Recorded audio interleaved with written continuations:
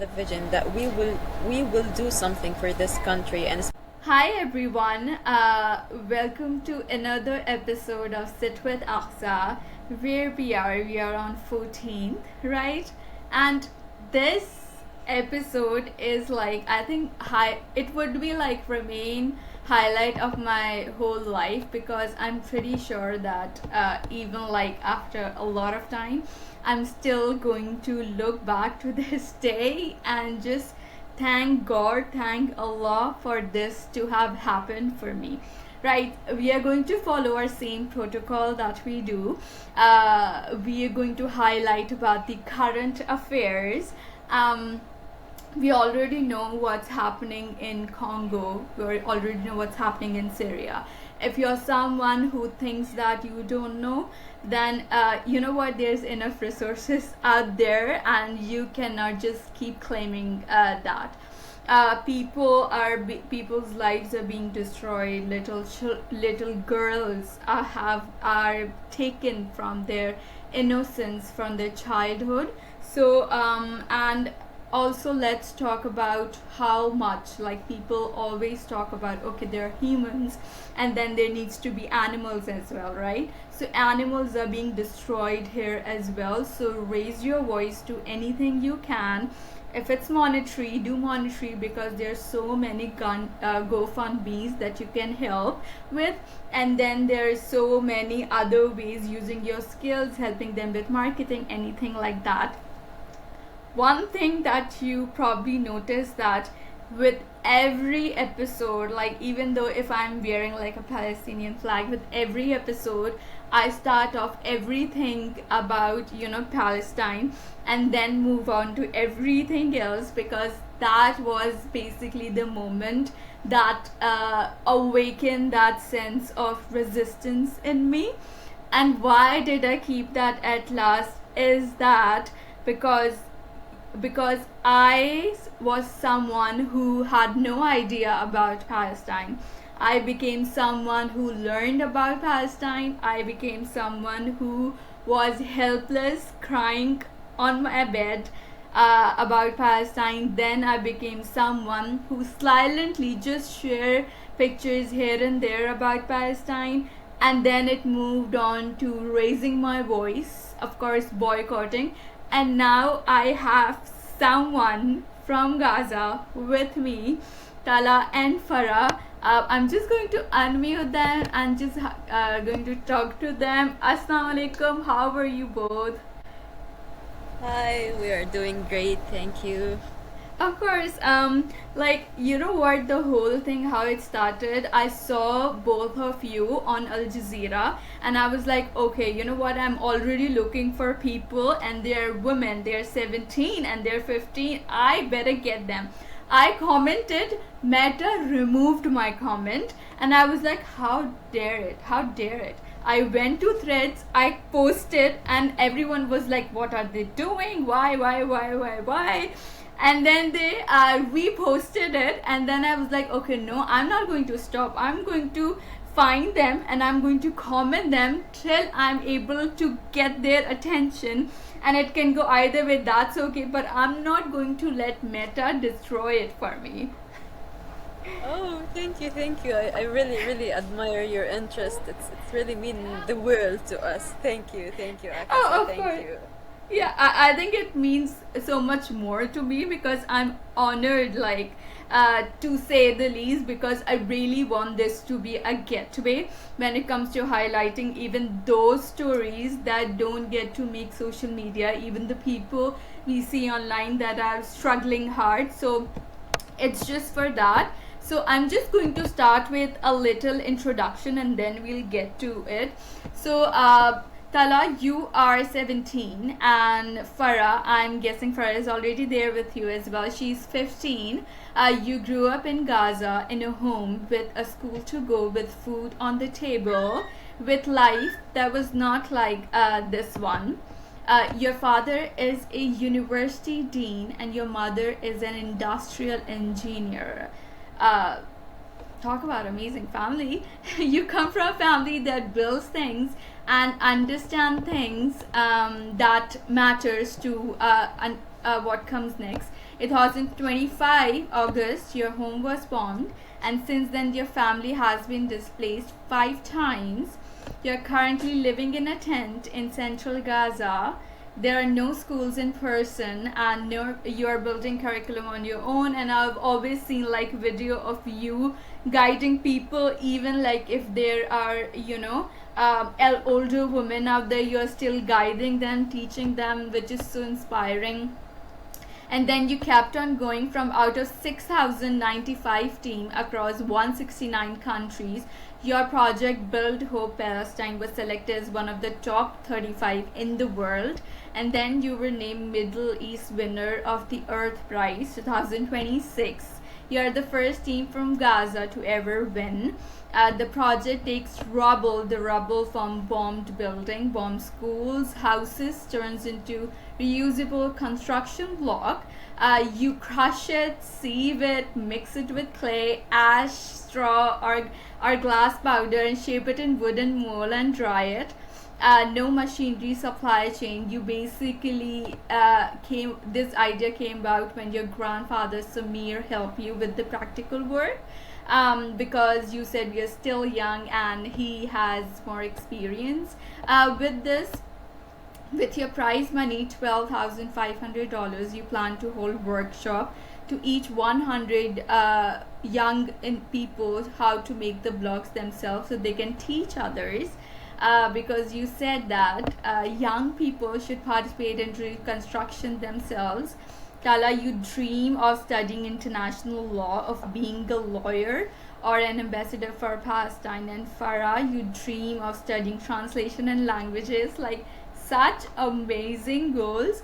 And then despite your house being bombed and everything, you still don't see the rubble as an end. Like, there's this statement you actually said that instead of seeing it as an end, we try to see it as a beginning of something new, right?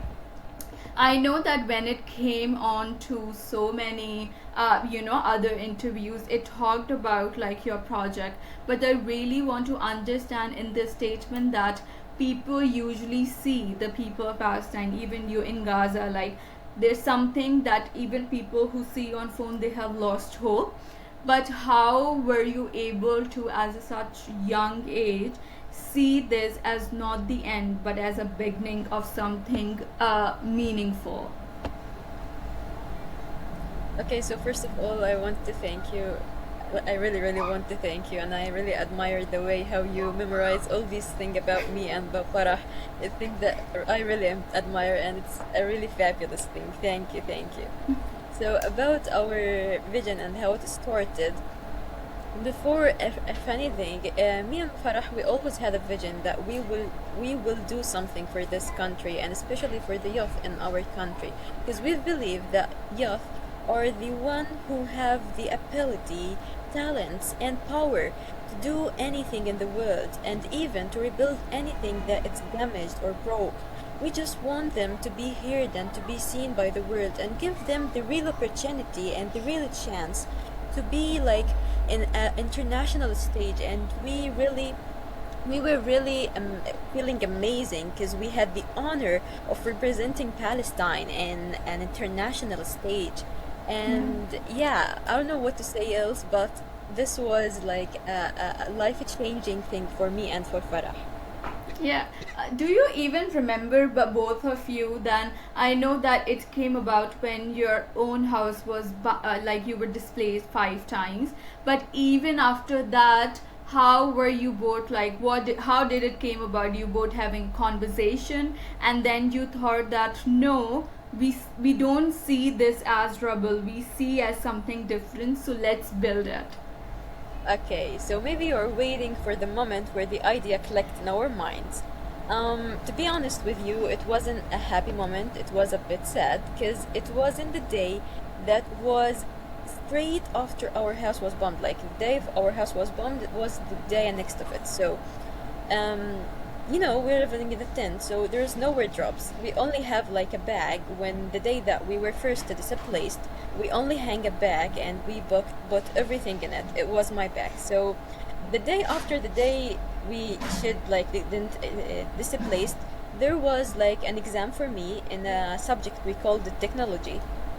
This subject we have like a lesson which they teach us in it how to rebuild and how to make blocks in usual, like how they make it from mountains and so on. So after that, when I just want, I have the sense of nostalgia. I just want to feed this, and I just want to be connected to my home, and because of the bad news of bombing our house. So Yeah. after that, when I just want to be connected with it somehow, I just catch my bag and I open it, catch up my book, technology book, and then like the first thing that clicked in my mind, it was the idea of like, why not of turning or doing this construction, but if we can make it like a reconstruction and replacing the mountains or the pace of how we make the blocks in usual with something we have, which is rubble. So there was like a mixture in my mind of how to make everything, and then the idea clicked in my mind, to be honest. And then I go toward Farah, like the one who I always share everything with her. Like, not only about the project, like, because she's my only sister, and I have my brother, but because we are girls, and the Yeah, difference of definitely. age between us is not like, yeah, so that's why I go straight to her and I told her, and she loved the idea so much. And then we had a real deep conversation. I remember it's last for 2 a.m. It was midnight.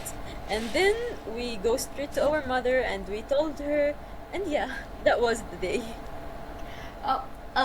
You know what? One thing that is really stuck with me is that, to be very honest, when it comes to that aha moment, like, okay, this is what we're going to do, even for me, when I look at, even when I started like great things even in my life, it was never that okay, everything amazing is happening and I find this. It always is like, somewhat like we have lost hope or something like that, something is not working out, and somehow Allah planned it in a way that you found that idea in your technology book, that you would never thought that, what, I can find even an insight. Like, that was amazing. And also, like, just one thing I want to talk about, that yes, like when it comes to even your family background, your father is a dean, your mother is an industrial engineer, right? And for a lot of people, when they share this kind of an idea,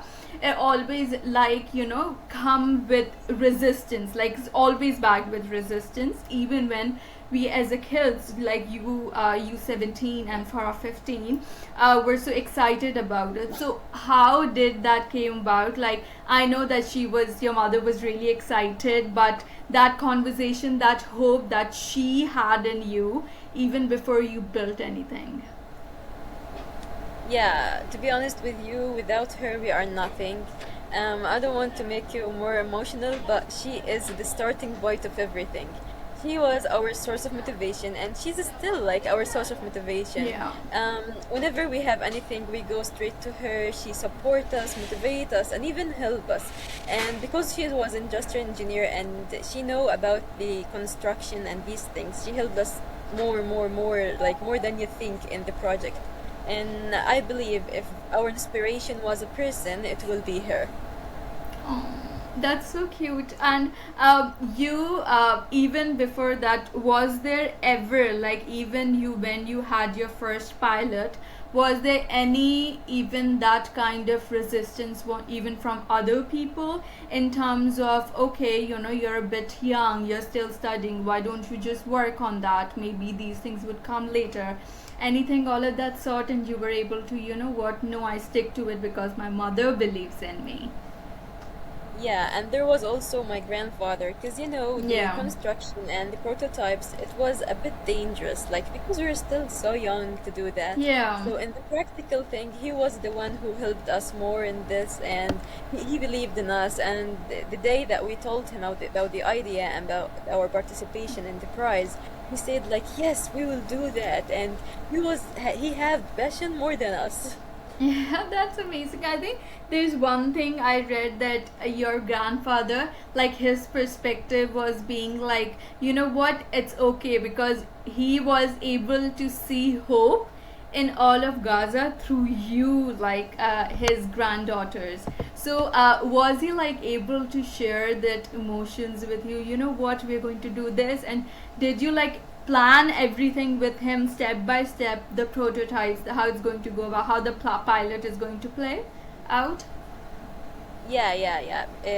It was like our team was. It was me and Farah, and also my mom and my grandfather. Like, especially in the practical thing, because as I told you, there were so too dangerous, and there was bombing everywhere, and there was uncertainty, and like uncertainty everywhere. So we just ran out toward him, and we told him, we shared the idea with him, and he have a big passion to do that with us, and then we made it, and somehow, yeah, we passed it, and we are now the regional winner of the Earth Prize. Amazing, amazing. Also, like one thing, because I know that with one story, it can reach the main aim would be that if someone can find hope and it keeps them going, like even when they look at what's happening in Gaza, for them, even like I said, for people like us, we might have some time in order to, you know what, just disassociate or something like that. But for people, even have some failures, you know what, one by one, they often lose hope, right? But you were able to, despite all of that, you saw rubble as something, a beginning of something, and that's why you named the event project Build Hope. How were you able to see hope in you? Because I know that people believing you, that's out there and that's very important, but as a person, what was your main driving force in that? To be honest with you, we just wanted to be connected with something that will make us like cut off everything that happened around Yeah. us. We Yeah. lived and we're still living, to be honest with you, in an environment which is really bad. I don't want to say that. I don't want to mention this word, but it is really bad. Yeah. Um, you can be connected with education or with scientific or even literature thing here. You just want to be connected with how to survive, or to make your life all depends on how to survive, not to live the life. And I can tell you, we are here like a youth, like Palestinian youth, especially in Gaza. We love life, like on God, we love it, and we just want to have the opportunity to live it like freely and peacefully. So me and Farah, we just wanted to be connected with something which will make Yeah. us or enable us to be out of the circumstances that behind us everywhere, to be connected with the source of hope, and to make something, to build something, because we're not just representing ourselves here. No, we are representing a whole country, and Yeah. we did it, and we represented it in I can say in a unique way, and I really love that. Yeah, we love it as well. Also, like when it comes to even before everything happened, were you always the kind of person who moved towards law and being an ambassador of, Palestine in that way, international law, or there was a very different kind of a story that you had planned for yourself? To be honest, maybe between our idea and my like future path, there our future career, there is a bit difference, because we are talking about literary thing and we're talking about scientific thing as well. So but if we looked like deeply in it, and if you have like a deep look in it, you will see that the same motivation was exactly the same, because um I want to represent my people here in Gaza. I want to work Yeah. for human dignity and human rights, not only here but in everywhere. I just want to see the peace worldwide and spread it worldwide. Because I was a girl who burned and who had, like, maybe I can tell you 8 wars in my life. I witnessed it. Not only about the late war, there was a lot of wars. So I know how to be raised in a war, and I know how to witness it, and I know how to live through it. And it's really hard. I just don't want people to make any other child live this world, and I want them to live peacefully. So that was my motivation. I don't look for fame or for money or for success. I just want to look for human rights and human dignity. And I want the world to live in peace. And I just want to see the children smile everywhere. And I just want them to have their own right in education, not to care about how to survive and how to start fire and so on. One thing is that even when it comes to you sharing about just ideas, it's as if like when you're saying you're imagining all of these things, like even like the smiles and even like children's playing and everything that would bring any place, any barren ground to life. So that is somewhat I feel that already ingrained in you.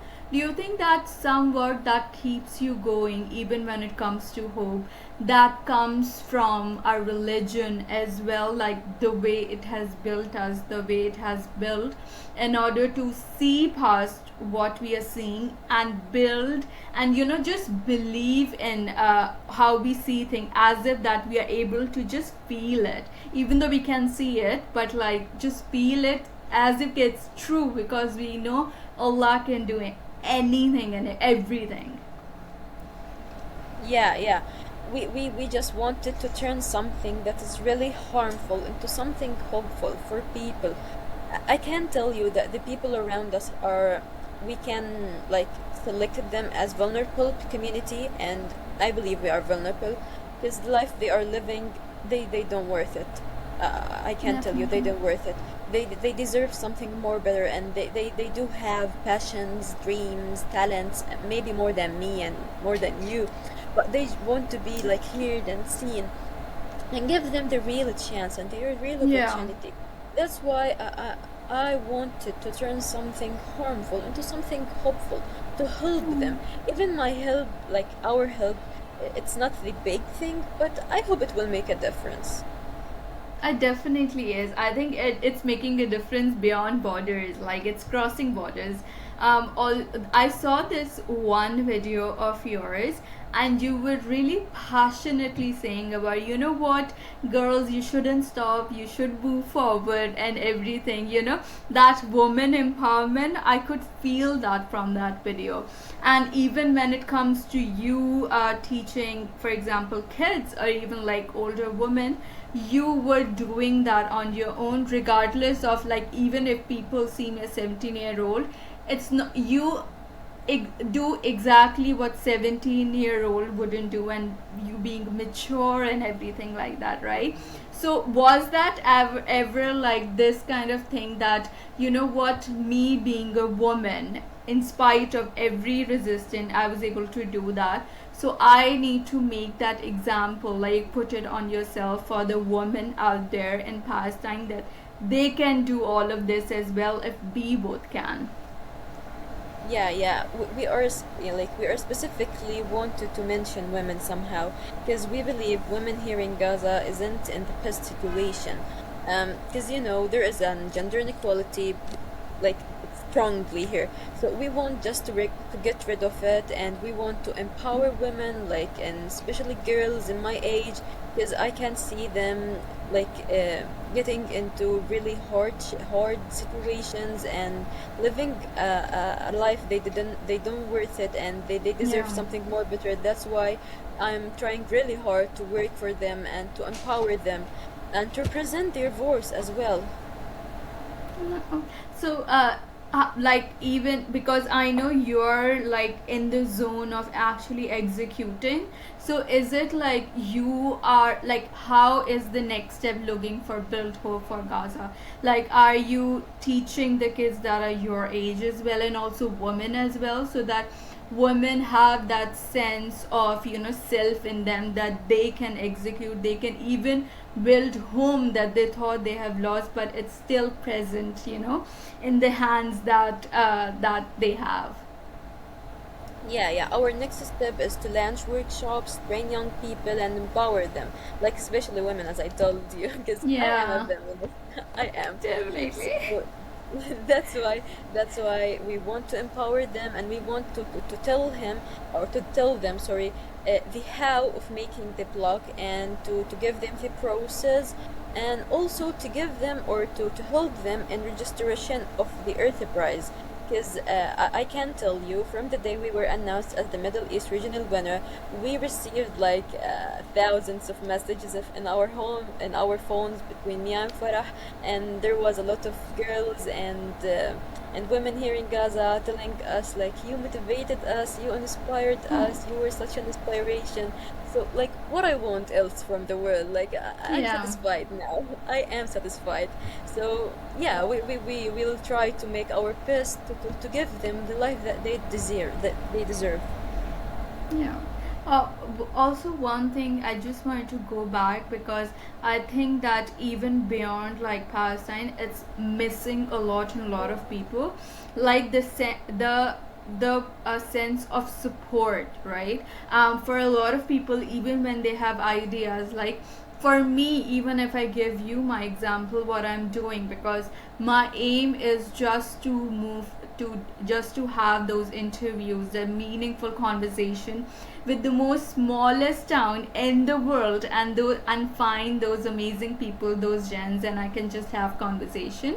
And the idea that I had, it comes from the community sense in me, but it never resonated with my own family, right? So I'm over here just building, just believing every day that I can do it.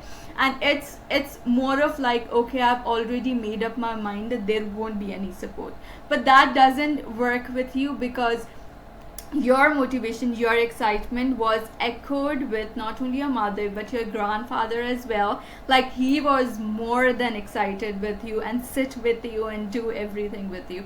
So how was that support for you? Like, even when it comes to like hard days, how did you find that comfort knowing that you have people in your life, your family, that believes that you, despite of your young age, can do big things?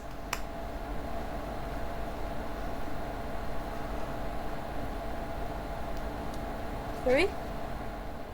Were you The able to internet, hear? the internet like lately was a bit like, it wasn't stable. I'm sorry. Yeah, that's okay. That's okay. Let me just repeat. I was just asking you about the sense of support when it comes to building, because I was just sharing about my own example of what I'm doing, building this podcast, and just hoping I could move on to different countries, the smallest of towns, so I can cover stories. But that idea, that sense of community, only echoes with me, and it doesn't bring on the support of family. But that's not something that is synonymous with you, because your idea, your passion was echoed with your grandfather and your mother as well. So what did that sense of support did that for you, that even though you were at a very young age, just teenagers, you were able to, just move past all of those troubles and just do what you had to do to build Gaza again in the most amazing way possible? Yeah, yeah. I believe we have the same vision. Maybe we had our own process, but we have the same idea, and we have the same goal, which is we want to empower youth worldwide. And maybe we have our own process, but your process also is fabulous. I like the way how you do your podcast, and how you reached out to a million of youth worldwide, and how Yeah. you worked really hard to reach out to us, and finally we did it, and we are here. And I feel like it's really my pleasure to meeting you, like me and my Farah, it's our pleasure, and it was really nice to meet you. Definitely. My like even though my story, when it comes to that, what I'm saying was that it doesn't come with even support when it comes to my family, but your story in a way does come with that support. So thinking of you and Farah doing everything on your own, but that support, how was that meaningful for you, even though you were at a such, yeah, teenagers with huge dreams? Yeah, as I told you, the thing that was motivating and making us doing everything around us is, or the thing that we made was the circumstances. So whenever just we have a look in our window, and whenever just we have a look at, yeah, it gives us the hope that we want to do something, and we want to turn this youth into something more better. And even though our participation or our process wasn't the best, but we want to try our best to do something which will make a difference. But we need also to empower other youth, because we don't want to do the blocks and then sell them. No, we just want to turn, or to share the knowledge with them and to empower them, to give them the power that they are just waiting for. I believe that here there is youth, like, I swear they are more talented than us, but they are just waiting for Yeah. someone to tell them, like, go on and keep going. And I want to be that one, and we want to be that ones who just want to motivate other youth and telling them that we believe in them. They just want to keep going. Yeah, yeah, that's powerful. One thing, just want to go back to that. In one of your interviews, you basically said that, you know what, we refuse to see rubble only as a symbol of destruction and loss, and you use refuse. And refuse is not something you use passively. You refuse because you make a choice that whatever you're seeing in front of you, and you make that choice that I refuse to, bow my head to what you are doing to my country, and I refuse to look other way. That's hope, right? So that resistance that you brought with it, not seeing the rubble as, even though it's look that's so real in front of you, but you choose to refuse to it. That determination, that how did that came about, even when it comes to your first prototype that was destroyed because of displacement, you still kept going. Yeah, yeah. We refuse just to see rubble as a symbol of loss, like as everyone here see it and deal with it every day. We just Yeah. want to turn it into something more helpful for people around us. And we worked really hard, and we made a lot of prototypes, research, and we reached out to more professional people in this field, and we worked really hard for it. And yeah, we participated in the Earth Prize as well, and at the end we nailed it. Yeah, we felt like we had the real success of it. Yeah, I know that we have to keep this short, so I'm not going to keep you, to me. Anyhow, because I know as much as I want to keep talking, I really want to respect the time. Just last thing, I just want to ask you that, what's your message when it comes to someone who is going through their own rubble, right? Rubble, what I mean, of course, when it comes to Gaza, you can actually see it, but when it comes to personal struggles, it's just that mental health struggles that they cannot navigate and find through it, like with what the part they need to take. So what do you think yours and Farah's message would be for all those people listening to this? I believe they just need to teach how to have their own patience. And I can tell you, at the beginning of the war, we were in a real bad, like, not also the situation around us. It was, there's a mental or psychological fear Definitely. in our inner voice. So they just need to be patient, and to have the vision, and to have their goals and work straight for it. Like, they just need to put a goal toward their eyes and reach it, whatever it costs them. And I believe at the end they will be really satisfied and happy with what they nailed. Yeah. Yeah, that's amazing advice. I think a lot of thing does come from patience, and we being humans who lacks that, it's really important that we do go back to where our roots come from. So it was amazing talking to you, Farah. Sorry, Tala, and also Farah, because I'm sure she's someone there, although I cannot see anything, but that's completely fine. Thank you for agreeing to it. Thank you for coming on board, and I really hope everything works out for you. And just one last thing, is there anything like for us people who are doing everything we can, but I'm not saying everything, but whatever we are doing, is there anything you would want us to keep doing and keep hoping and keep moving forward for not only Palestine, for all the other places out there? I think you're doing amazing. Like you have your own way of how to deal with and tackle these problems. And I just wanted to say to you personally, keep going and you are doing really amazing and you have such a cute personality and maybe it's our first meeting, but I really loved you and I don't tell anybody that in the first stage, but I can tell you that you have a great personality and for any other people worldwide, Yeah. um, you always do comparing, always do comparing between your situation and others and other Yeah. situation, and always be satisfied with your situation. And as I told you, be patient and always have a vision and a goal toward your eyes and work for it, whatever it costs you guys. But always have a vision and have a goal. Don't just live like without any reason. Have your Yeah. own reason.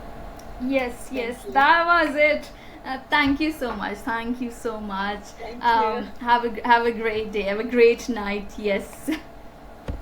Okay, so it was my pleasure, Take care. Wallahi. Thank you, thank you. Thank you, thank you, thank you so much. It was my pleasure. I'm honored for have you all here. Oh, thank you. Okay.